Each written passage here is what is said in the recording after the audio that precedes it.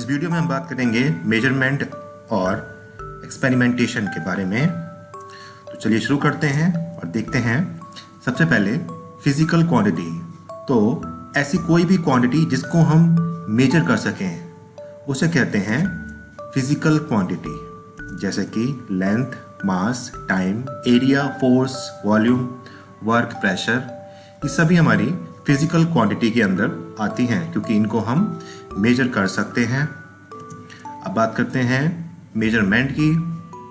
Measurement में मान लीजिए हमारे पास एक पीस ऑफ पेपर है जिसकी हमें लेंथ फाइंड करनी है, तो हम इसके लिए एक स्केल का यूज़ करेंगे और हम क्या करेंगे कि हम इस स्केल को, इस पीस ऑफ पेपर को आपस में कंपेयर करेंगे और ये देखेंगे कि ये पीस ऑफ पेपर जो है वो स्केल के कंपेयर में कितना छोटा या बड़ा है। तो यहाँ पर हम क्या देख रहे हैं, एक ऐसा प्रोसेस कर रहे हैं जिसमें हम दो चीज़ों को आपस में कंपेयर कर रहे हैं, जिसमें से एक जो चीज़ है वो नॉन क्वांटिटी के रूप में जानी जाती है। तो इसी तरह से हम किसी ट्रायंगल की ऊंचाई को भी मेजर कर सकते हैं या किसी सर्किल के रेडियस को पता कर सकते हैं। तो हम ये देखते हैं कि जब हम दो चीज़ों के बीच में कंपैरिजन करते हैं जिसमें से एक हमारी नोन होती है और दूसरी अननोन होती है, तब उस प्रोसेस को बोलते हैं मेजरमेंट। आगे बात करते हैं यूनिट की। यूनिट एक ऐसा स्टैंडर्ड है जो कि मेजर करने के लिए यूज किया जाता है। जैसे कि हम कोई भी चीज को मेजर करते हैं तो उसके साथ हम उसमें एक यूनिट भी ऐड करते हैं, जिससे ये पता चलता है कि हमने किस चीज को मेजर किया है। तो यूनिट में आपके क्या क्या आते हैं, metre, kilogram, second, newton, joule, etcetera. तो इस तरह से जब हम कोई भी चीज को या फिजिकल क्वांटिटी को मेजर करते हैं तो उसमें हम दो वैल्यूज को पुट करते हैं, जिसमें से एक होती है न्यूमेरिकल वैल्यू और दूसरी होती है यूनिट। अब एग्जांपल देखेंगे इसका। मान लीजिए हमारे पास जो पीस ऑफ पेपर था उसकी जो लेंथ थी वो 5.5 सेंटीमीटर थी। तो यहाँ पर जो 5.5 है वो क्या है, हमारी न्यूमेरिकल वैल्यू है, और जो सेंटीमीटर है वो क्या है, यूनिट है। आई होप आपको क्लियर हो गया होगा। चलिए आगे बात करते हैं fundamental quantities and drive quantities के बारे में। तो ऐसी क्वांटिटी जो कि दूसरी क्वांटिटी से इंडिपेंडेंट रहती हैं, मीन्स उन पे डिपेंड नहीं करती हैं, उनको कहते हैं फंडामेंटल क्वांटिटीज। एग्जाम्पल के तौर पे length, mass, time, current, temperature, ये सारी क्वांटिटी फंडामेंटल क्वांटिटीज के अंदर आती हैं। Length, mass, time, current, temperature ये किसी भी दूसरी क्वांटिटी पर डिपेंड नहीं करते हैं और इन्हीं की यूनिट को कहते हैं फंडामेंटल यूनिट्स। एग्जाम्पल के तौर पे metre, kilogram, second, ampere, kelvin. जैसे कि लेंथ को हम किस में मेजर करते हैं, मीटर में, मास को किलोग्राम में, टाइम को सेकेंड में, करंट को एम्पियर में, टेम्परेचर को केल्विन में। इस तरह से साथ ही साथ इसके अलावा दो दूसरी यूनिट होती है जो कि फंडामेंटल क्वांटिटीज पर डिपेंड करती हैं या उनसे बनाई जाती हैं मिला के, उनको कहते हैं ड्राइव क्वांटिटीज, और इनकी यूनिट को ही कहते हैं ड्राइव यूनिट्स। एग्जांपल देखेंगे, जैसे कि एरिया निकालने के लिए हमें चाहिए होता है लेंथ और ब्रेथ। लेंथ को भी हम मीटर में मेजर करते हैं और ब्रेथ को भी मीटर में मेजर करते हैं। मीटर जो कि क्या है, एक फंडामेंटल यूनिट है। तो इस तरह से जो एरिया की यूनिट होगी वो फंडामेंटल यूनिट जो कि मीटर है उस पर डिपेंड कर रही है। इसी तरह से वॉल्यूम, जिसमें फॉर्मूला होता है length into breadth into height, तीनों ही को हम मीटर में मेजर करते हैं जो कि क्या है, फंडामेंटल यूनिट्स है। ऐसे ही force which is equal to mass into acceleration. Mass means kilogram, acceleration metre per second square. अब बात करते हैं सिस्टम ऑफ यूनिट्स की।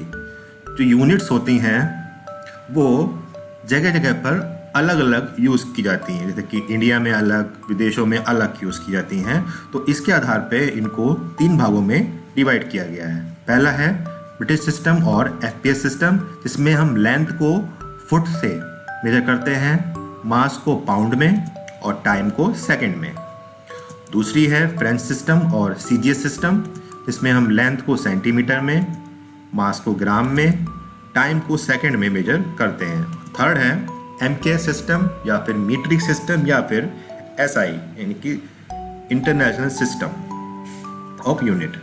इसमें हम लेंथ को मीटर में, मास को किलोग्राम में और टाइम को सेकंड में मेजर करते हैं। टाइम हम देखते हैं इसकी यूनिट सब जगह एक ही है, सेकंड। अब आते हैं 7 fundamental quantities with their unit and symbols पे। तो जो फंडामेंटल क्वांटिटीज हैं वो 7 मानी गई हैं।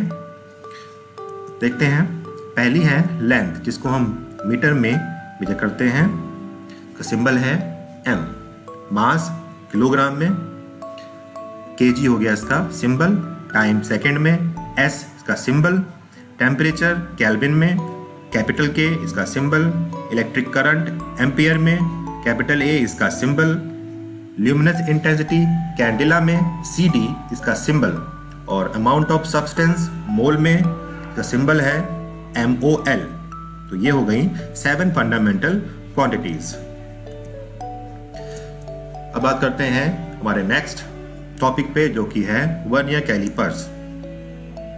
वर्नियर कैलिपर्स एक ऐसी डिवाइस है जिससे हम ऑब्जेक्ट को मेजर करते हैं, चाहे ऑब्जेक्ट का हमें लेंथ फाइंड करनी हो, थिकनेस फाइंड करनी हो, इन सब चीज़ों के लिए यूज़ करते हैं हम वर्नियर कैलिपर्स का। ये इसका फिगर है, इसमें हम देखते हैं कि फिक्स जॉ मिल रहा है, जॉज मिल रहे हैं, मेन स्केल मिल रहा है, मूवेबल जॉयल मिल रहा है, वर्नियर स्केल मिल रहा है। इसका मतलब इसमें 2 तरह के स्केल का यूज़ किया जाता है। एक तो हो गया आपका मेन स्केल और दूसरा हो गया वर्नियर स्केल। वर्नियर स्केल को हम आगे पीछे मूव करा सकते हैं, इसीलिए इसको हम जॉ को बोलते हैं मूवेबल जॉ, जो कि मूवेबल होता है, और जो मेन स्केल का जॉ होता है वो फिक्स होता है, जिसको हम मूव नहीं करा सकते हैं। इसमें हम ऑब्जेक्ट को मेजर करने के लिए उन दोनों जॉज के बीच में रखते हैं और उसके बाद हम रीडिंग लेते हैं, यानी कि उसकी डायमीटर या रेडियस फाइंड कर लेते हैं। आगे बात करते हैं इसके प्रिंसिपल पे, ये किस प्रिंसिपल पर वर्क करता है। तो देखिए, जो length of n division on vernier scale is equal to length of n-1 division of main scale. इसका मतलब जो नंबर ऑफ डिवीजन जो होते हैं वर्नियर स्केल में, वो मेन स्केल के टोटल डिवीजन से 1 कम रहते हैं। तो इसका मतलब हुआ कि अगर वर्नियर स्केल के 10 डिवीजन जो हैं वो मेन स्केल के 9 डिवीजन के बराबर होंगे। इस तरह से जो मेन स्केल का डिवीजन है उसमें एक डिवीजन 1 mm को शो करता है, तो 9 डिवीजन कितने हो गए? 9 mm के बराबर। तो 10 division of vernier scale is equal to 9 mm, और 1 डिवीजन ऑफ वर्नियर स्केल बराबर हो गया 9/10, यानी कि 0.9 mm। तो इस प्रकार से हम देखते हैं कि जो है वर्नियर स्केल का डिवीजन जो है वो मेन स्केल के डिवीजन से 0.1 mm छोटा रहता है। यही है प्रिंसिपल ऑफ वर्नियर कैलिपर्स। आगे बात करते हैं लीस्ट काउंट। लीस्ट काउंट क्या होती है? लीस्ट काउंट उसे कहते हैं किसी भी इंस्ट्रूमेंट की ऐसी काउंट को जो कि क्या कर सकता है, कम से कम ले सकते हैं। समझे नहीं होंगे, फिर से बताता हूं। Smallest measurement that can be done by any instrument accurately means छोटी सी छोटी मेजरमेंट जो कि किसी इंस्ट्रूमेंट से एक्यूरेटली हम ले सकते हैं, उसी को कहते हैं लीस्ट काउंट। जैसे कि आप स्केल का उदाहरण लेते हैं, स्केल में आप कम से कम सेंटीमीटर और मिलीमीटर को मेजर कर सकते हैं, उससे छोटे को मेजर नहीं कर सकते हैं। तो इस तरह से हर डिवाइस की, हर मेजरिंग डिवाइस की एक लीस्ट काउंट होती है जिसमें वो स्मॉलेस्ट मेजरमेंट कर सकता है। आगे बात करते हैं, जो हम टॉपिक है हमारा वर्नियर कैलिपर, उसकी लीस्ट काउंट के बारे में। अगर हमें उसकी लीस्ट काउंट फाइंड करनी है तो उसके लिए हमें पता है 1 MSD यानी कि 1 main scale division minus 1 vernier scale division. जब दोनों जीरो यानी कि वर्नियर स्केल के जीरो और मेन स्केल का जीरो आपस में कंसाइड कर रहे हो, उस कंडीशन में हम लीस्ट काउंट निकालने के लिए दोनों वैल्यू को माइनस करते हैं। तो number of vernier scale division में पता है इक्वल होता है एक कम यानी कि n-1 MSD यानी कि मेन स्केल डिवीजन। तो यहाँ से अगर हम 1 वर्नियर स्केल डिवीजन की वैल्यू फाइंड करेंगे तो हमें मिलेगा n-1 अपॉन MSD। हमने सिंपली n को n-1 के नीचे रख दिया है और इस 1 VSD की वैल्यू हम जो ऊपर हमारा least count of vernier calliper है उसमें प्लेस कर देंगे। तो हमें मिलेगा least count is equal to 1 MSD minus n-1 upon n into MSD। और इसको अगर हम सॉल्व करेंगे तो हमें मिलेगा 1 अपॉन n इंटू MSD की 1 upon n metre scale division. तो इसको देखें तो यानी कि बन जाता है हमारा length of 1 main scale division upon number of division of vernier scale. यही है हमारी least count of vernier callipers. इसको हम फाइंड करके दिखाएंगे आपको। फॉर्मूला में पता है length of 1 main scale division upon number of division on vernier scale. तो हमने बताया अभी कि जो 1 मेन स्केल डिवीजन की जो वैल्यू है वो कितनी है 1 और नंबर ऑफ डिवीजन कितने हैं वर्नियर स्केल पे 10।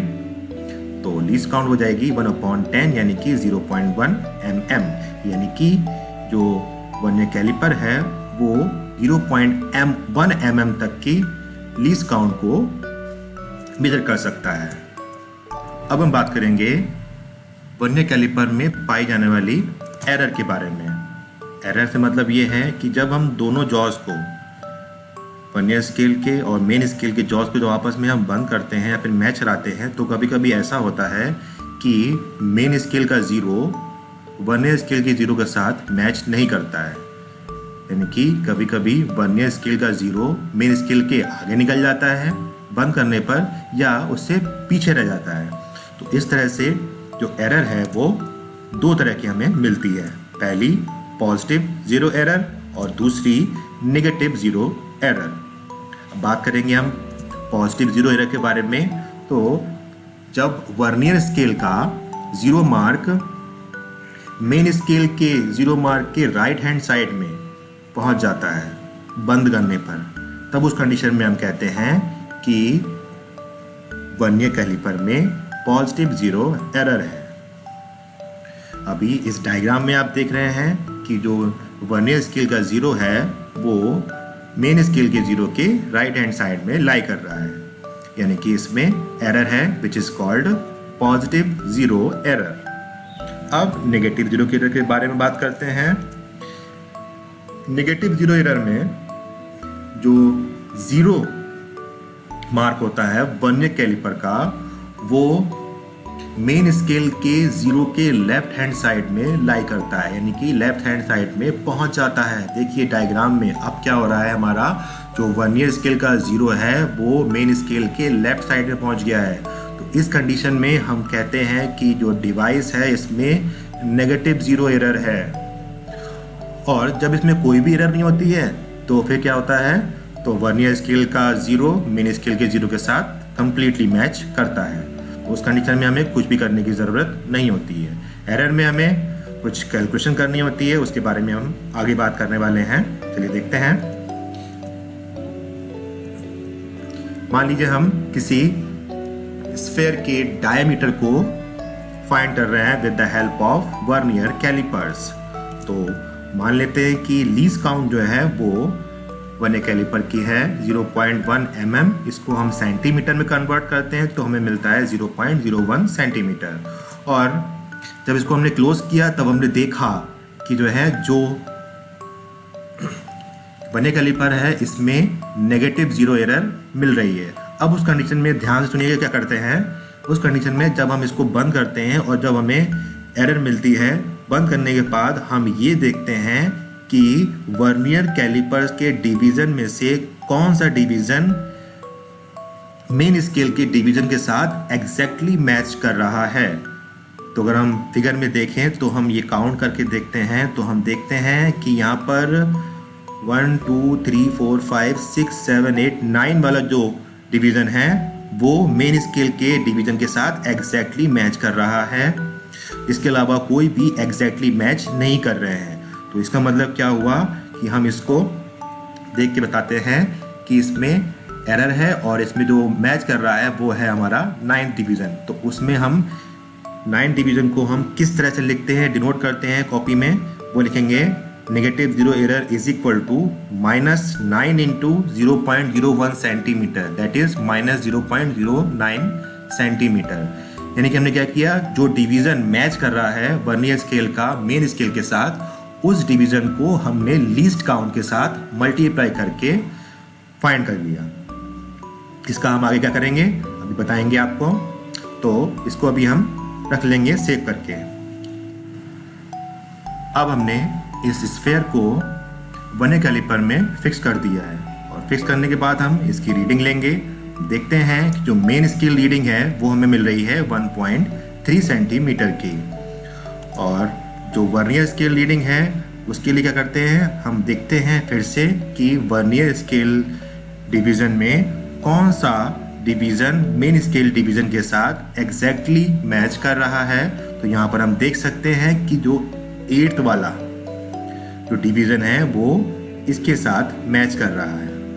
तो जो रीडिंग हो जाएगी हमारी वर्नियर स्केल रीडिंग वो होगी डिवीज़न, यानी कि vernier scale division into least count, that is 8 into 0.01 is equal to 0.08 centimetre.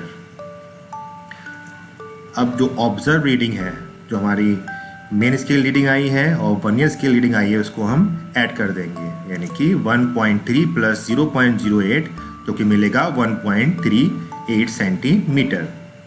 अब ये हो गई हमारी ऑब्जर्व रीडिंग। अब चूंकि इसमें एरर भी है जो कि नेगेटिव है, इसको भी हम यूज़ करेंगे ताकि हमारी जो रीडिंग हो वो एग्जैक्ट मिले, यानी कि ट्रू रीडिंग हमें मिल जाए। तो ट्रू रीडिंग के लिए क्या करेंगे, हम जो हमारी ऑब्जर्व रीडिंग है उसमें हम एरर को ऐड करते हैं विद साइन। तो यहाँ पर नेगेटिव एरर है तो हमने यहाँ पर माइनस लिखा हुआ है। अगर मान लीजिए हमारे पास पॉजिटिव एरर होती तो यहाँ पर हम प्लस करके लिख देते हैं। तो यहाँ पर हमने जब वैल्यू पुट करी है ऑब्जर्व रीडिंग की और एरर की, तब हमें मिला है 1.38 प्लस -0.09। उसको सॉल्व करने को मिलेगा हमें 1.38 माइनस 0.09। तो इस तरह से जो डायामीटर जो है स्फीयर की वो मिली हमें 1.29 सेंटीमीटर। यही है ट्रू रीडिंग ऑफ डायामीटर। अब बात करते हैं हम स्क्रू गॉज की। स्क्रू गॉज ये भी एक मेजरिंग डिवाइस है। इसमें हम और छोटी, यानी कि जिससे हम जो कि हम पहले वर्नियर कैलिपर से करते थे, उसमें हम पॉइंट के 2 डेसिमल प्लेस तक हम जो है इसको मेजर कर पा रहे थे। इसमें हम पॉइंट के 3 डेसिमल प्लेस तक हम वैल्यू को मेजर कर सकते हैं। तो इसमें आप देख सकते हैं एक व्यू फ्रेम है, 2 स्टड हैं, स्क्रू है, बेस लाइन है, हॉलो सिलेंडर है, रेचेट है, सर्कुलर स्केल है। पहले में हमारे में मेन स्केल था और वर्नियर स्केल था। स्क्रू गॉज में है बेस लाइन, यानी कि मेन स्केल और सर्कुलर स्केल, 2 सेल्स में भी यूज होते हैं। इसके पिच के बारे में बात करें तो जो पिच है वो आप देख सकते हैं, जो ये लाइंस जो पड़ी हैं, इन दोनों लाइंस के बीच में जो डिस्टेंस है उसको बोलते हैं पिच। और जो लीस्ट काउंट जो होता है स्क्रू गॉज का वो है pitch of the screw upon total number of division on the circular scale. तो अगर हम मान लें कि जो ये 2 लाइंस हैं इनके बीच की डिस्टेंस 1 mm है, तब उस कंडीशन में जो टोटल नंबर ऑफ जो डिवीजन हैं सर्कुलर स्केल में वो हमने मान लिया है 100 है। 100 ही होते हैं, मानने की जरूरत नहीं है। तब दोनों की वैल्यू जब हम पुट करेंगे इसमें, तब हमें मिलेगा least count of screw gauge is equal to 1/100, यानी कि 0.01 mm या फिर 0.001 सेंटीमीटर। तो इसमें हम डेसिमल के 3 प्लेस तक वैल्यू को फाइंड कर सकते हैं, यानी कि इससे हम और एग्जैक्टली मेजरमेंट कर सकते हैं। अब बात करते हैं स्क्रू गॉज में पाई जाने वाली एरर के बारे में। जिस तरह से वर्नियर कैलिपर में हमें एरर देखने को मिली थी, ठीक इसी तरह से हमें स्क्रू गॉज में भी एरर देखने को मिलती है। तो यहाँ पर हम 2 एरर के बारे में बात करेंगे। पहली है positive zero error. Positive zero error में जो सर्कुलर स्केल है उसका ज़ीरो बेस लाइन यानी कि मेन स्केल से नीचे रह जाता है। देख सकते हैं डायग्राम में कि जो सर्कुलर स्केल का ज़ीरो है वो मेन स्केल के ज़ीरो से नीचे रह गया है। तो उस कंडीशन में हम कहते हैं कि जो स्क्रू गॉज है उसमें पॉजिटिव ज़ीरो एरर है। और अगर ज़ीरो जो है सर्कुलर स्केल का वो मेन स्केल के ज़ीरो से ऊपर निकल जाता है, तब उस कंडीशन में हम कहते हैं कि स्क्रू गॉज में नेगेटिव ज़ीरो एरर है। तो ये हो गई 2 तरह की एरर जो कि स्क्रू गॉज में पाई जाती हैं। अब हम इसके यूज़ के बारे में बात करेंगे। तो देखते हैं, हम यहाँ पर एक वायर की डायमीटर को मेजर करने वाले हैं with the help of screw gauge. यहाँ पर हमने एक वायर को स्क्रू गॉज में फिक्स कर दिया है और मान लिया हमने कि जो लीस्ट काउंट है वो 0.01 mm है या फिर 0.01 सेंटीमीटर है। जो मेन स्केल जो रीडिंग जो है हम देख सकते हैं, यहाँ पर हमें 6 वाला डिवीज़न जो है दिखाई दे रहा है, 7 वाला डिवीज़न दिखाई नहीं दे रहा है। तो लास्ट डिवीज़न जो हमें दिखाई देता है वही हमारी बनती है मेन स्केल रीडिंग। तो यहाँ पर हमारी हो गई 6 mm यानी कि 0.6 सेंटीमीटर। और जो सर्कुलर स्केल रीडिंग है उसके लिए देखते हैं कि यहाँ पर हम कि जो 91 वाला डिवीज़न जो है वो बेस लाइन के सामने पड़ रहा है लगभग। तो हम 91 डिवीज़न ले लेते हैं और इस 91 को हम मल्टीप्लाई करते हैं 0.01 यानी कि लीस्ट काउंट से, तब हमें मिलता है 0.091 mm या फिर 0.091 सेंटीमीटर। और इस तरह से हमें ऑब्जर्व रीडिंग मिल जाएगी। MS reading plus CS reading यानी कि main scale reading plus circular scale reading, दोनों की वैल्यू पुट कर देंगे तो मिलेगा 0.6 plus 0.091 is equal to 0.691 centimetre. यहाँ पर हमने ये मान के चले हैं कि इस स्क्रू गॉज में कोई भी एरर नहीं है। अगर इसमें कोई एरर पाई जाती तब हम इसको आगे यूज़ करते हैं हमारे ऑब्जर्व रीडिंग के साथ, तब हमें मिलती ट्रू रीडिंग ऑफ वायर। अब बात करते हैं सिंपल पेंडुलम के बारे में। सिंपल पेंडुलम क्या होता है? इसमें एक पॉइंट मास होता है जो कि हैवीली होता है, उसको हम एक इनएक्सटेंसिबल और मासलेस स्ट्रिंग के साथ जोड़ के एक रिजिड सपोर्ट से जोड़ देते हैं, तब हमारा बन जाता है एक सिंपल पेंडुलम। जब हम इसको सिंपल पेंडुलम के बॉब को हल्का सा डिस्प्लेस करते हैं अपनी पोजीशन से, तब ये कुछ इस तरह से ऑक्सिलेट करना शुरू कर देता है।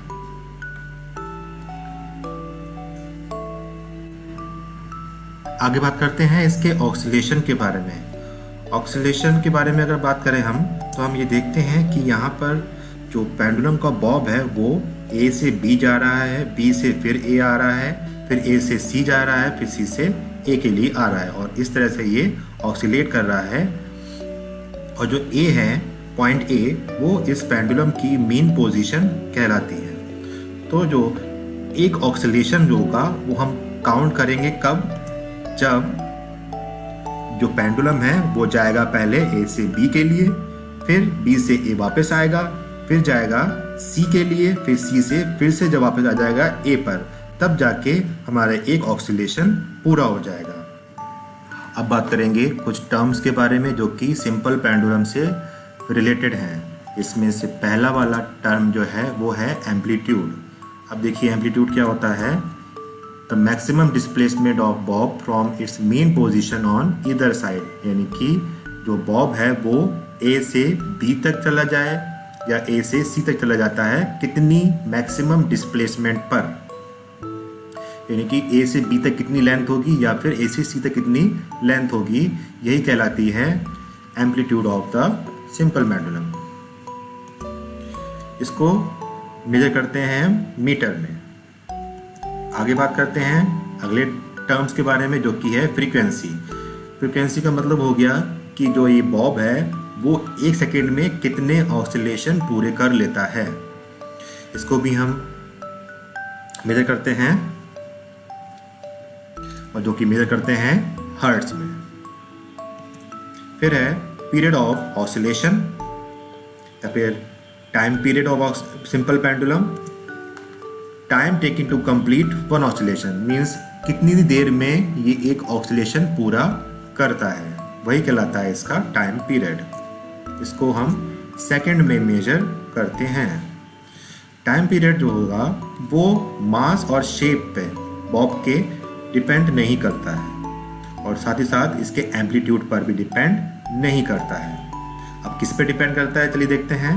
ये लेंथ पर डिपेंड करता है, यानी कि जो थ्रेड यूज करी गई है इनएक्सटेंसिबल और मासलेस, इस पर डिपेंड करता है, यानी कि इसकी लेंथ पर डिपेंड करता है। और किस तरह से डिपेंड करता है कि ये जो है टाइम पीरियड वो डायरेक्टली प्रोपोर्शनल होता है square root of the length of the thread, यानी कि T is directly proportional to under root L। साथ ही साथ ये जो एक्सेलरेशन ड्यू टू ग्रेविटी है उसके इन्वर्सली प्रोपोर्शनल भी होता है, यानी कि T inversely proportional to square root of acceleration due to gravity. तो ये हो गया terms related to simple pendulum.